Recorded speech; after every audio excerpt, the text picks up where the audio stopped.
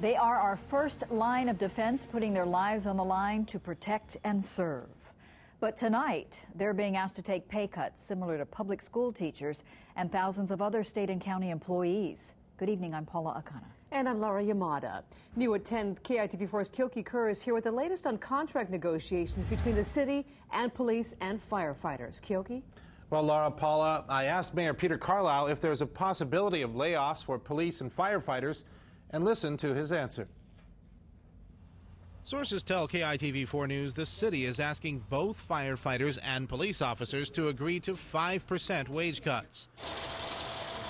Sources familiar with negotiations say the city has not raised the possibility of layoffs for firefighters or police officers, but asked about the potential for layoffs, Mayor Peter Carlisle said this.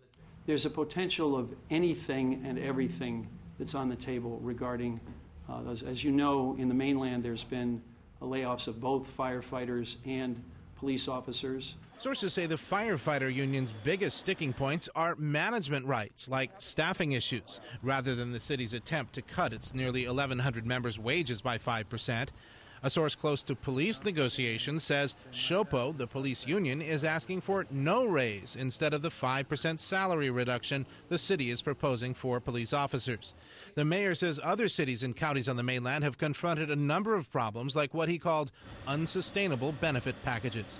Some fire stations have been shut down. Some police officers have been laid off. All of those things have occurred. Certainly, that's the last thing in the world we want to see happen.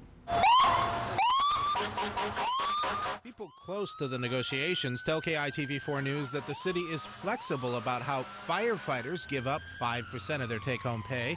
For instance, sources say the savings could come from raising the percentage that firefighters contribute to their health insurance to equal a 5% savings for taxpayers.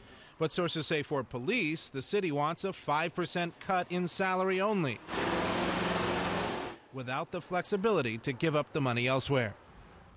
Now, we should note that the state workers, county workers, thousands of them across the state have had furloughs and pay cuts for 2 years, while police officers and firefighters have continued to get raises. Now, the mayor would not say how close to an agreement he feels the city is with police or firefighters. Now, if the city cannot reach an accord with either of the two unions, they would go to arbitration with the city. Paula.